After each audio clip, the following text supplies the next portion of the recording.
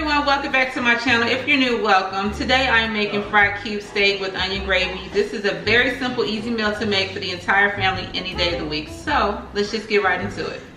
To begin, you will need 1.5 pounds of cube steak, beef onion soup, doesn't matter the brand, 4 cups of water, 1 onion, onion powder, garlic powder, salt, black pepper, better than bouillon roasted beef base, a 1/2 cup of vegetable oil, and a 1/2 cup of flour. So I'm going to season my flour. I'm going to add salt, some black pepper, onion powder, and some garlic powder. And really what you're doing is just seasoning the flour to taste. So however much of the garlic powder or onion powder you want to add, it's all up to you.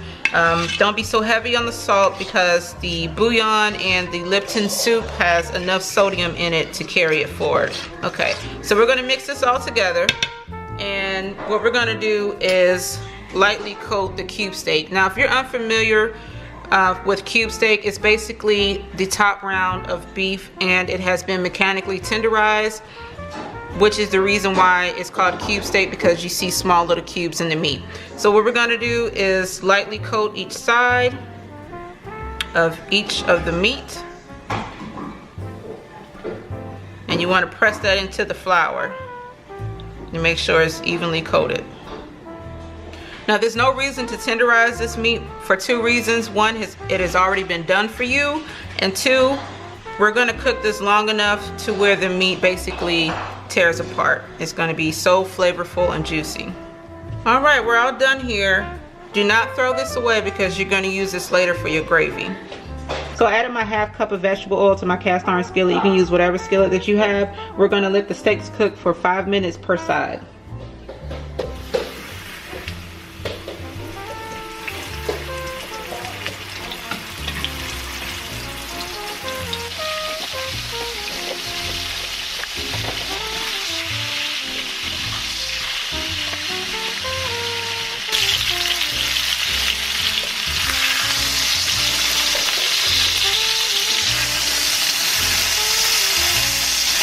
So I removed the steaks from the pan. You want to drain the grease, so get a paper towel. But don't worry if the steaks are not cooked completely because we're going to finish this process later on. So the next step is to prepare our onion gravy. So I'm just using a white onion and I'm only going to use half.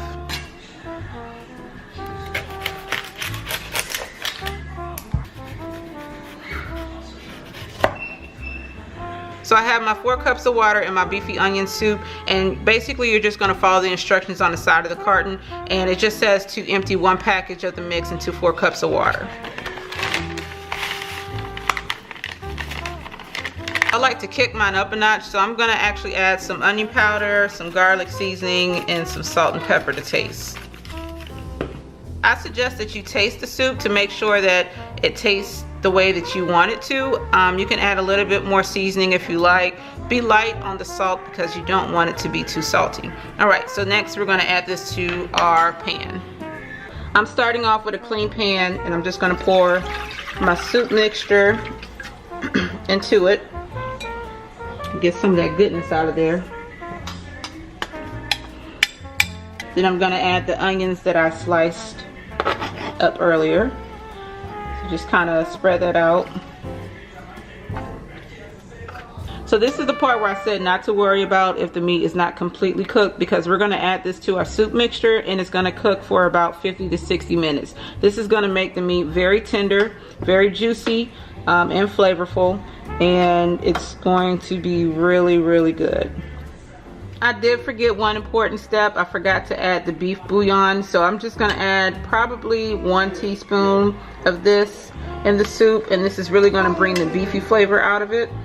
So just kind of get that in there and just stir it around, and you might want to taste this. If you need to add more, do so, but I usually add only 1 to 2 teaspoons of this. So I'm using the flour that we used earlier, and I just added some water to it to make it soupy. I'm going to add this into our soup mix so that it can thicken, and we're going to let this cook for 50 to 60 minutes covered. This one has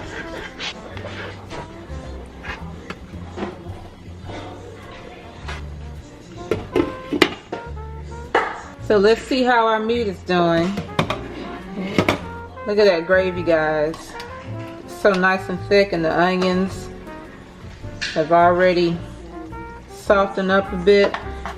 So I'm gonna cut into one of my pieces of meat to see how tender it is. Yeah, that's done. This is exactly how it should look.